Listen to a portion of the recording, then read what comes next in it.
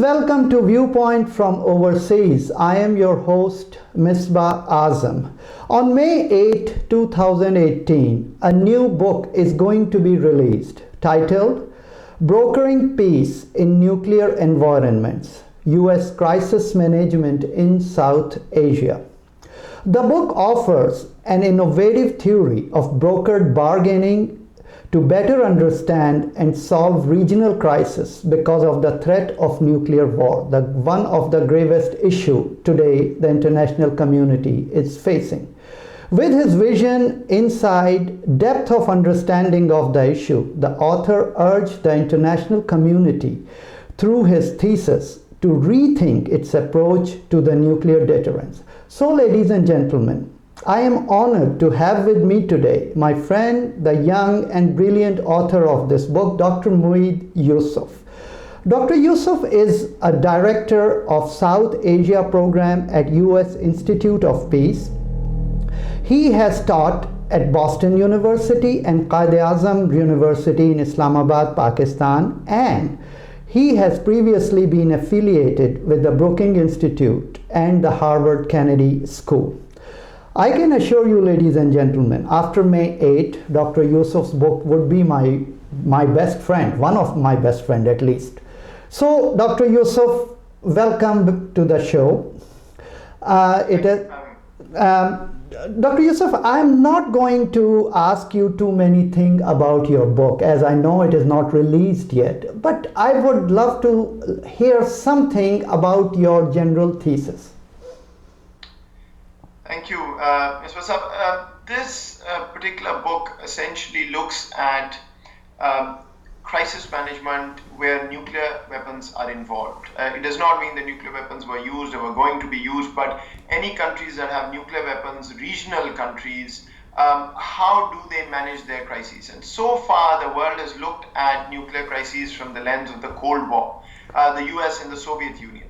The difference now is that crises are happening between countries like India and Pakistan, who are not the strongest countries in the world. And so when they operate in a crisis environment, they also have to cater to the influence of stronger third parties, the US, UK, Russia, China, etc.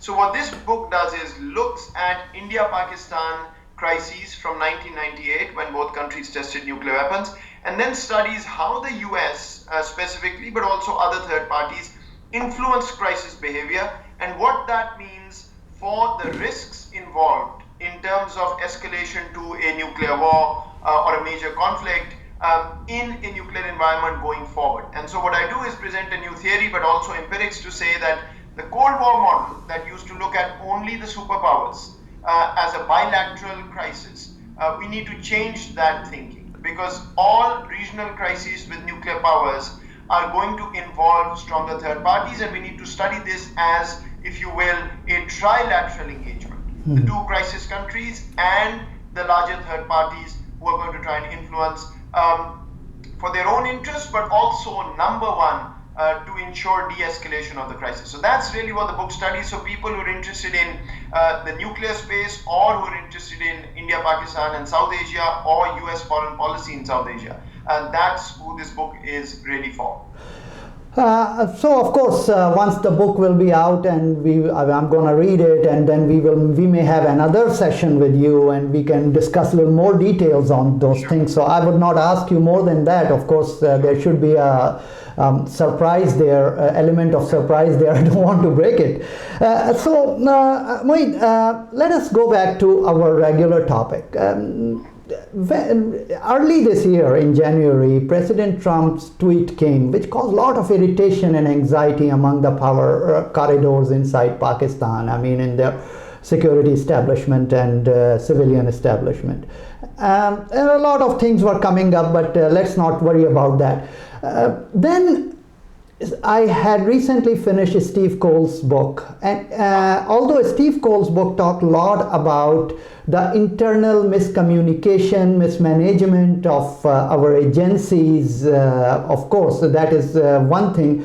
However, he also mentioned about the role of ISI from 2001 to onwards until this date, and he kind of gives some kind of put some blame on that.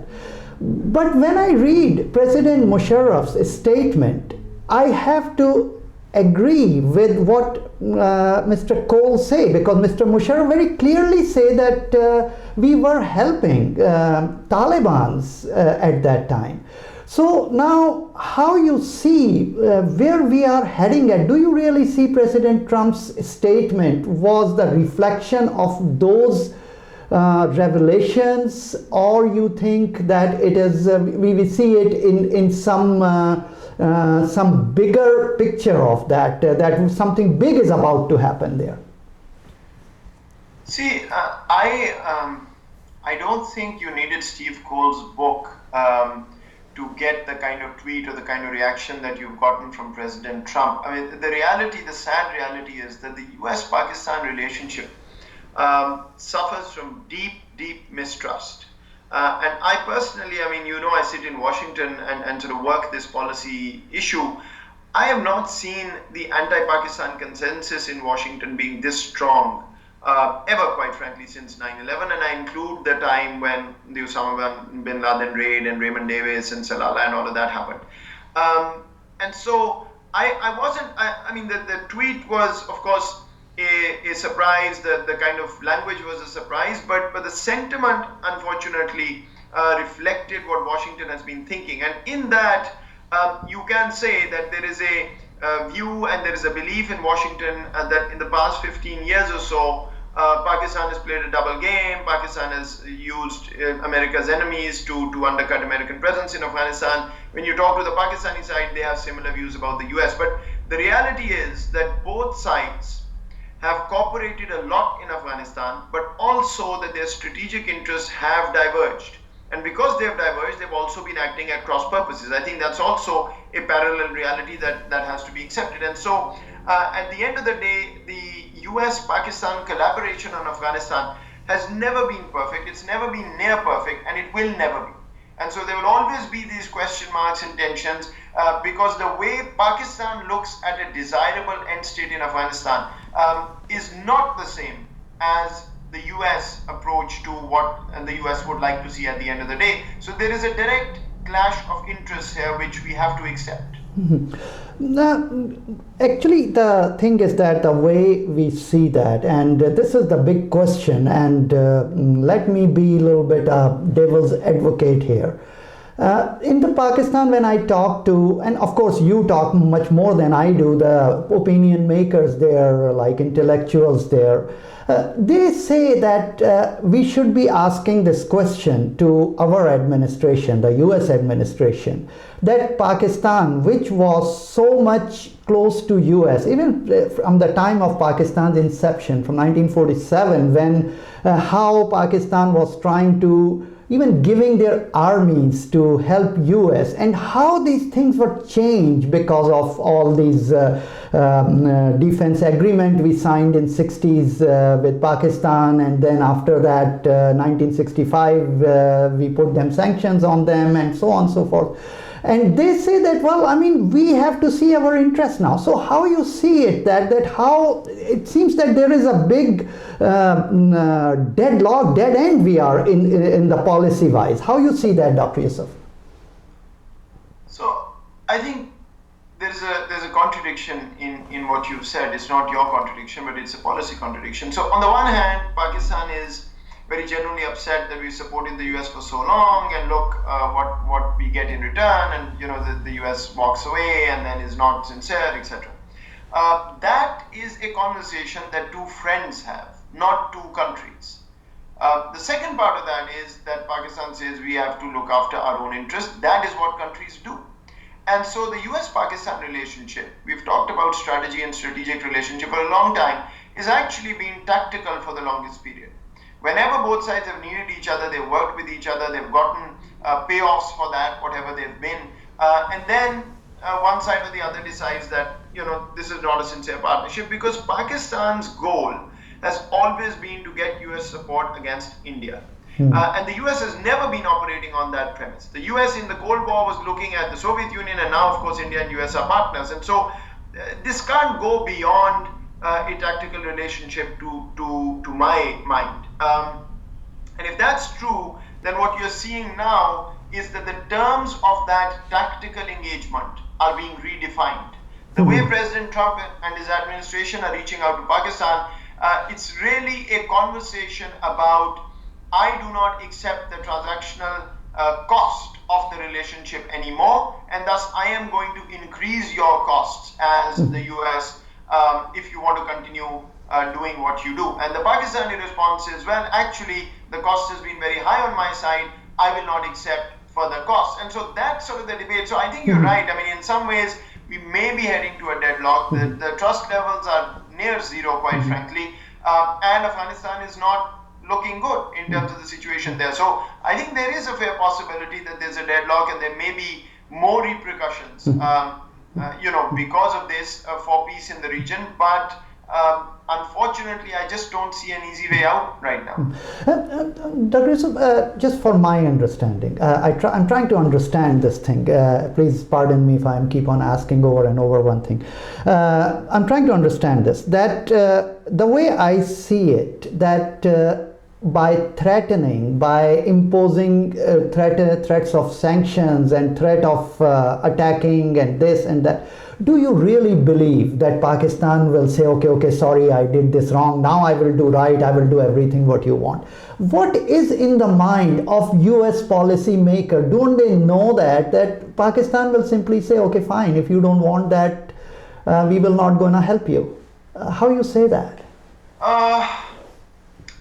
So what you've presented is my view. If you look at my writings and sort of the conversations on this policy issue, it is my view that it's a very risky proposition for the US to test this. Also, history suggests that Pakistan's reaction may be negative, not positive. So that is my view.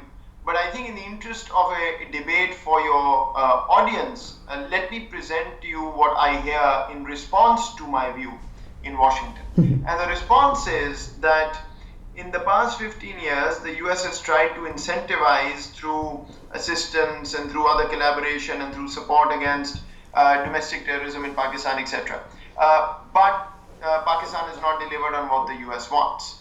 And if that is true, there is no point continuing with those incentives. What has not been tried is a directly coercive approach in which punishment is put on the table, in which Pakistan is threatened.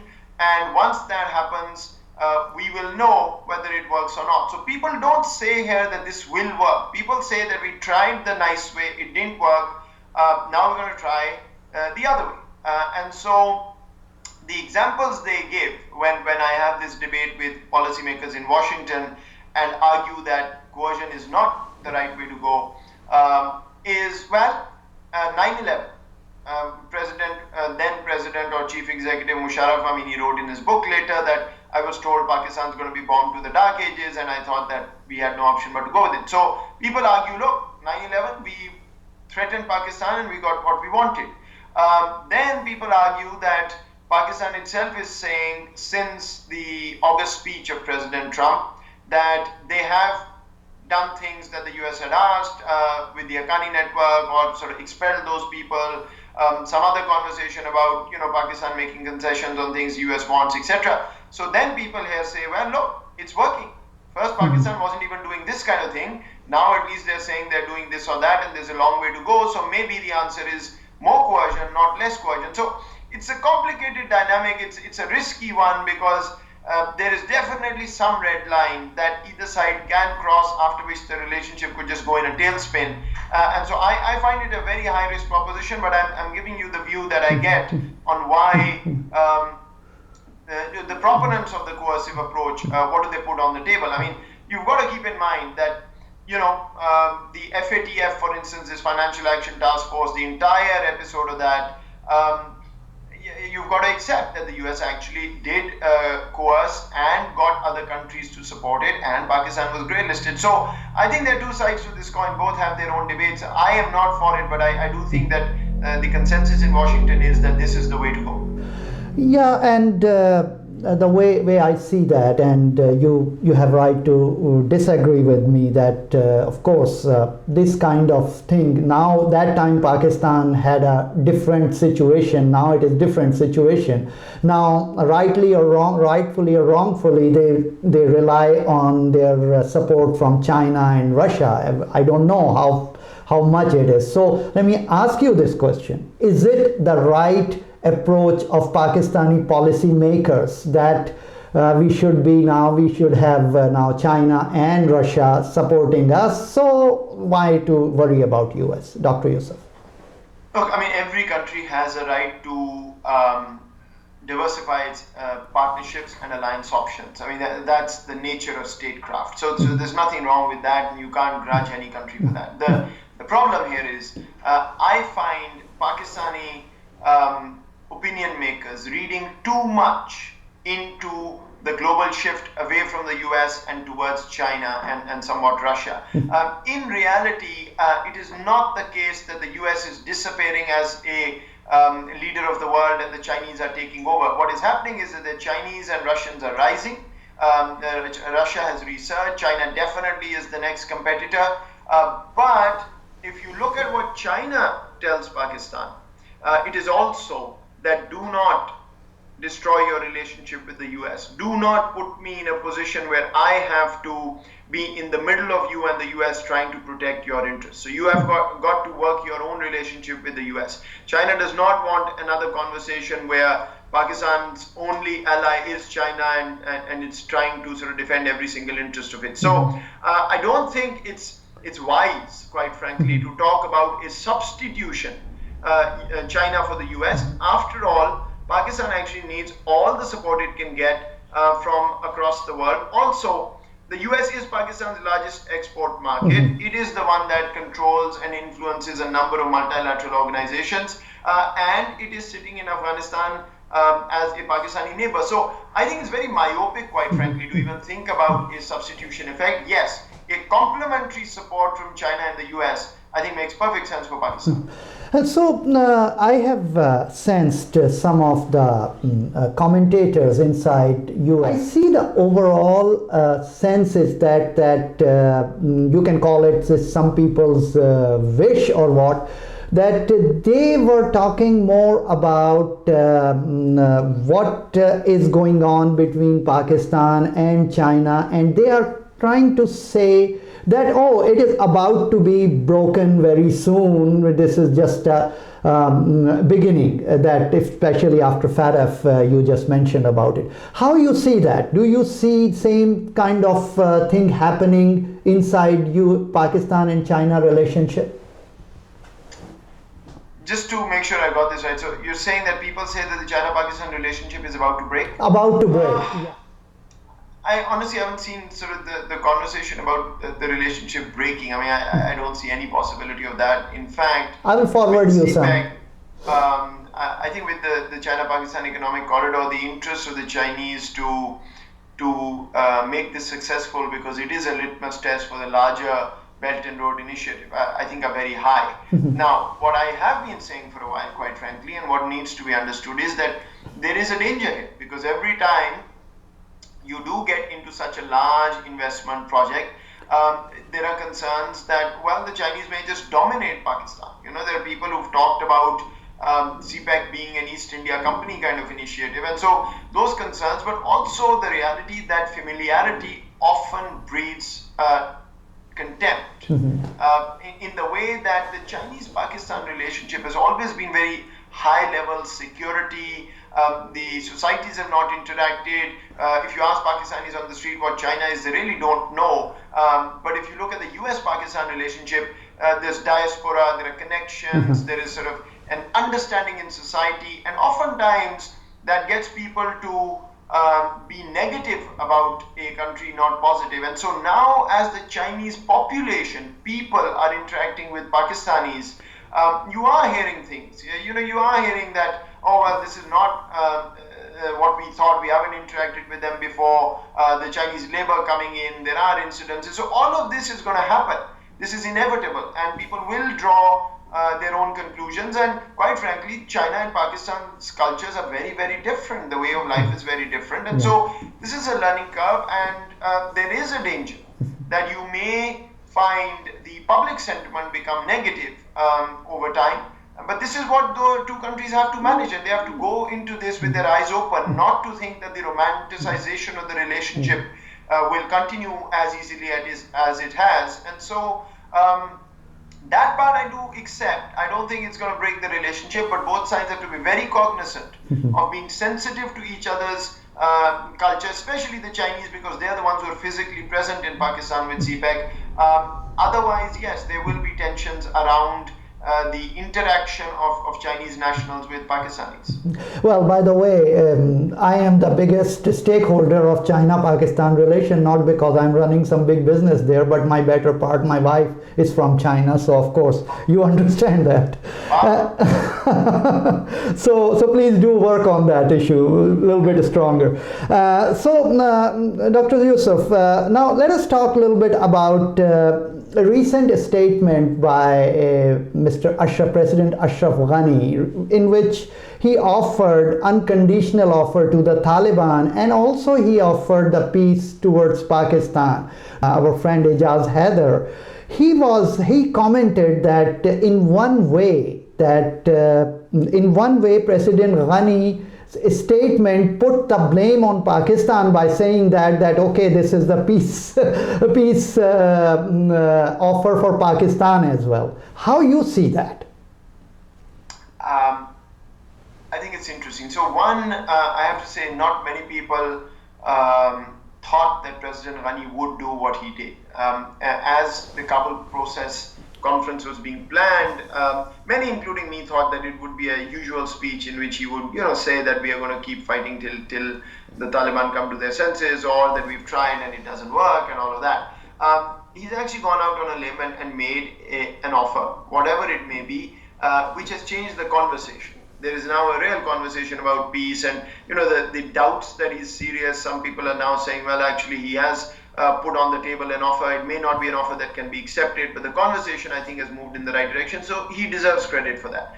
Now, I will also say that there is a big danger here of thinking that this is going to change things on the ground. The Taliban are not going to bite this because there are a number of conditions they're not going to accept. Also, I think if anybody is sort of hoping that this will be the offer for Pakistan, and Pakistan will now do things that it hasn't done before, or will patch up with President Ghani and deliver, I think that's very dangerous, because we've seen this before. We've seen this when the Murray talks happened. Pakistan tried a few things and then basically felt that it had been burnt in the process and then pulled back. I do not think that Pakistan can deliver the kind of violence reduction that President Ghani wants in Afghanistan. I think the view in Afghanistan is that Pakistan has this on-off switch, that it can turn on the Taliban, turn off the Taliban. That's never been true, but even more so now, I do not think Pakistan has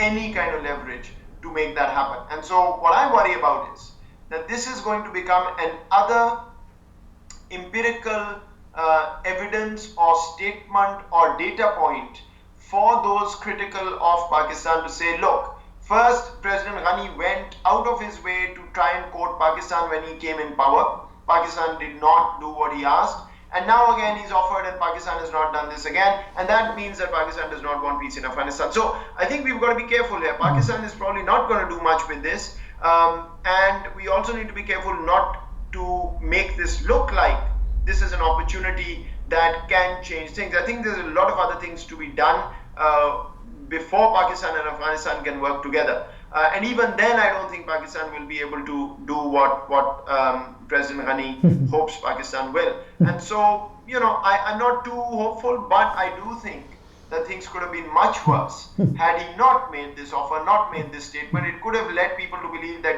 Afghanistan is simply not serious, the government, about a reconciliation process. So in that sense, I do give him credit, but I do not think this will change the ground reality. Recently, I saw one of your debate in once again Ijaz Haidar's show. Or you were sitting with one of the retired general, and that debate was very interesting. And the way I hear the general, I mean, I do not see that. I mean, I feel it that they have a totally different approach towards things. They see it very differently. Then maybe I see it that way, or maybe you see, or maybe Ejaz sees it for that matter. How you see that this, because in Pakistan especially, the most of the foreign policy is controlled by the security establishment. So how we will go anywhere from there, because President Ghani said that, he tried before also. So how we can proceed on that path? Suppose that this is true. He's saying it from the depth of his heart.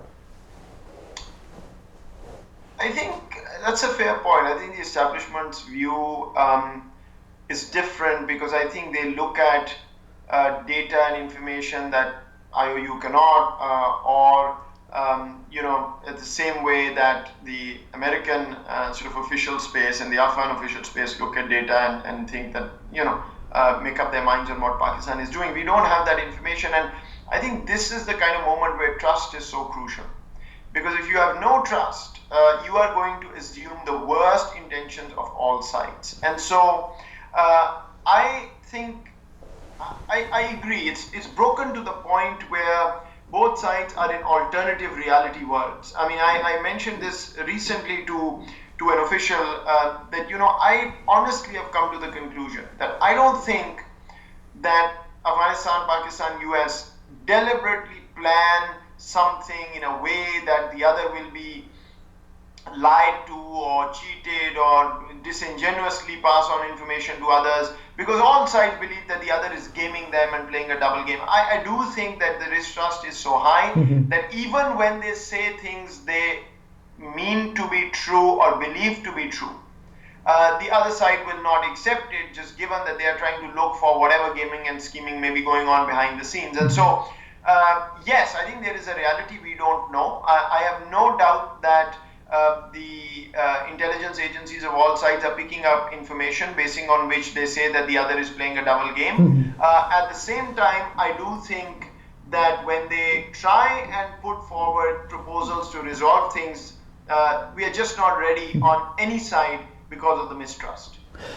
Okay, so let's move a little bit towards India-Pakistan relationship. The way it is, the way I see it, that when I read the West, the perceptions towards India and Pakistan, it seems to me that India is being seen from the reflection of their secular past, and Pakistan is seen from the reflection of their extremist past. Where we are heading at, because everything is virtually breaking up there, like you name it, like a people-to-people contact breaking up, the media blast to each other, and how we are going there. Are we going to have some sort of war there or something? How you see that, Dr. Yusuf? I think it's true. I mean, the India-Pakistan relationship is as broken as it gets without a crisis.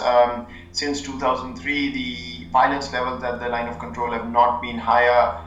You're seeing civilians being targeted, you're seeing shelling, and even sort of artillery use in the kind that you've never seen for years and years. And so, yes, I think the danger is high.